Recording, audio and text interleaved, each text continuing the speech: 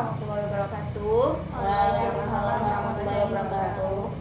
Sebelumnya terima kasih kepada teman-teman yang telah hadir pada sesi konseling kali ini.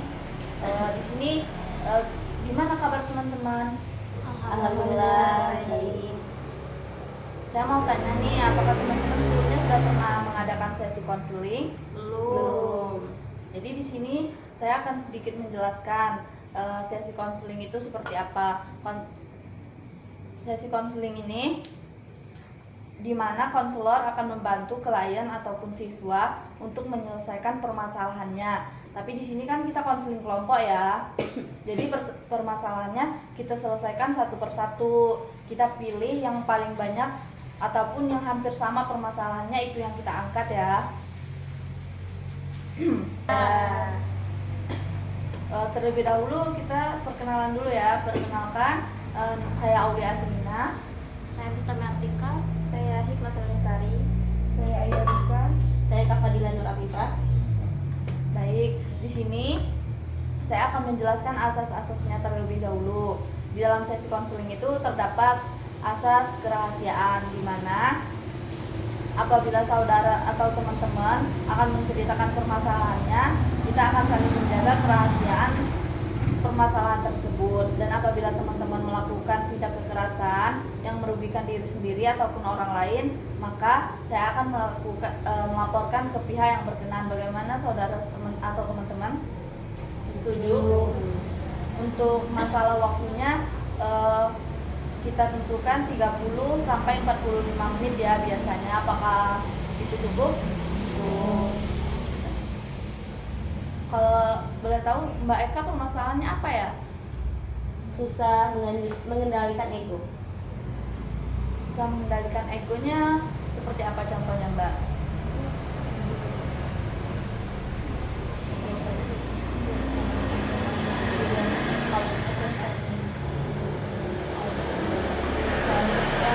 Karena misalnya nih, kalau misalnya pengen sesuatu tuh harus gitu, nggak perlu nunggu. Kalau Mbak Ista sendiri permasalahannya apa Mbak? Mageran. Permasalahannya mageran. Magerannya yang seperti apa? Yang mager akut atau mager biasa? Mager akut. Astagfirullah. Selanjutnya Mbak Semi, permasalahannya apa? Apatis. Apatis atau Acuh tak acuh terhadap lingkungan sekitar. kalau Mbak Ayu sendiri permasalahannya apa Mbak? Acuh tak acuh terhadap lingkungan sekitar, sama seperti Hikmah. Oke, jadi di sini masalah yang kita angkat karena yang paling banyak ataupun dominan adalah apatis ataupun acuh tak acuh. Yang kita angkat berarti permasalahannya Yusmi ya. Baik Yusmi. Jadi Yusmi atau Hikmah? Baik. Jadi bahasa Sunda bahasa Indonesia. Ya kamu baca dulu ya bahasa Indonesia. Jadi kalau boleh tahu Mbak Hikmah, apatisnya itu disebabkan oleh apa? Sebenarnya nggak. Jadi di sini saya pengen tanya sama Mbak Sini. Kan Mbak Sini bilang permasalahannya tadi apa Mbak? Acuh tak acuh terhadap lingkungan. Acuh tak acuh terhadap lingkungan. Kalau boleh tahu penyebabnya acuh tak acuh itu karena apa ya Mbak? Salah satunya itu karena trauma. Dulu saya itu pernah mengalami bullying sama teman-teman. Jadi saya tuh apa ya, overthinking. Jadi Mbak Hikmah itu pernah trauma karena dibullying ataupun dikucilkan sama lingkungan sekitar. Seperti itu Mbak. Kalau boleh tahu Mbak Hikmah itu dikucilkannya dalam segi apa waktu di lingkungan sekitarnya sehingga menyebabkan trauma?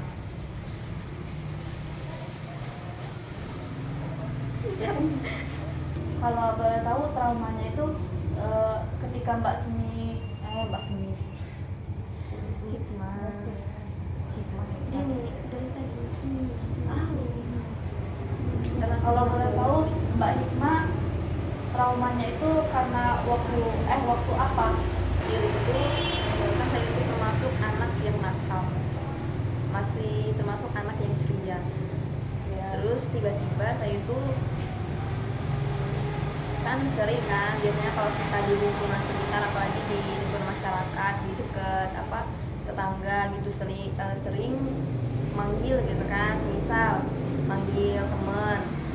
Terkadang waktu saya memanggil teman-teman itu, mereka itu tidak ada yang nyaut, jadi saya itu seperti diacuh-acuhkan gitu, tidak dipedulikan sama mereka. Jadi saya itu merasa kenapa sih mereka ini tidak peduli sama saya manggil nggak dijawab, jadi gimana gitu, trauma, saya nggak mau lagi kayak gitu. Jadi penyebab Mbak Hikmah acuh tak acuh dengan lingkungan sekitar itu karena Mbak sendiri pernah mengalami trauma. Kemudian Mbak sendiri juga waktu kecilnya pernah memanggil teman Mbak Hikmah terus tidak disaut. Makanya Mbak Semi sampai sekarang malas untuk mengenal lingkungan baru seperti itu, Mbak. Iya gitu. Menurut Mbak Hikmah, kalau misalnya diteruskan untuk tidak berkomunikasi dengan lingkungan sekitar, apa itu baik? Sebenarnya kalau dipikir-pikir sih itu tidak baik ya, karena namanya manusia, apalagi kita di Indonesia yang mana berbagai macam suku budaya, tahunya kita itu harus bersosialisasi, tapi karena kita memiliki rasa traumatis, jadi itu tadi saling bersikap acuh gitu. Jadi saya minta sarannya kepada Pak Udia, kira-kira bagaimana untuk menghilangkan rasa trauma saya itu. Kalau untuk menurut saya, untuk menghilangkan trauma itu sendiri dengan adanya dilatih seperti membiasakan untuk mengenal orang-orang baru dan tidak terlalu membawa perasaan ketika kita diajukan. Misal kita memanggil orang tapi kita kan dikucilkan, tidak begitu dipedulikan kan. Baiknya kita kayak bikin kesimpulan, oh ya udah mungkin mereka nggak denger atau apa. Kita berpendapat yang positif aja seperti itu, Mbak. Kalau pendapat dari Mbak Hikmah sendiri seperti apa? Saya pengen dengar pendapat dari Mbak Hikmah.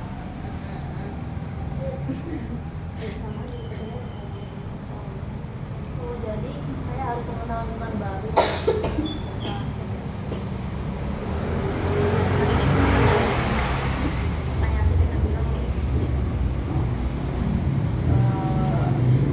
Jadi saya itu harus mengenal lingkungan baru gitu, dan saya itu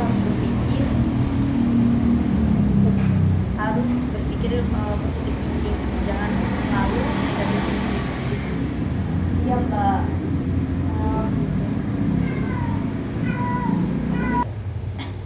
Jadi di sini saya pengen tanya nih sama Mbak Hikmah. Mbak Hikmah nyaman nggak bersifat acuh tak acuh itu sendiri terhadap lingkungan sekitar? Terkadang nyaman, terkadang juga tidak. Nyamannya ya saya itu lebih karena kan saya itu orangnya suka menyendiri gitu. Jadi kalau tidak ada orang-orang yang ada di sekitar saya, jadi damai aja gitu. Tapi lebih ke gak nyamannya karena tidak memiliki teman. Oh, jadi Mbak Hikmah sendiri merasa kebanyakan tidak nyamannya bersifat acuh tak acuh terhadap lingkungan sekitar. Nah, kalau menurut Mbak Hikmah sendiri ya, cara untuk merubah sikap Mbak Hikmah itu apa kira-kira yang bisa Mbak Hikmah terapin? Ya berusaha untuk menjadi orang yang selalu berpikir positif, beramah tamah, dan menghilangkan rasa ketidakpedulian terhadap lingkungan tadi lah. Ya, mungkin itu saja sih. Oke, jadi Mbak Hikmah sudah tahu nih ya cara mengatasi dari permasalahannya Mbak Hikmah tadi. Apa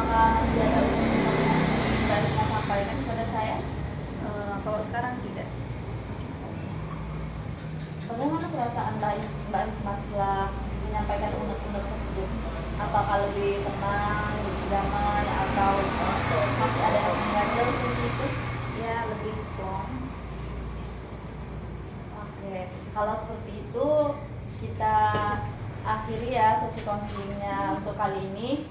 Saya sebagai konselor memohon maaf kepada teman-teman apabila dari kata-kata saya, dari perilaku saya ada yang kurang berkenan.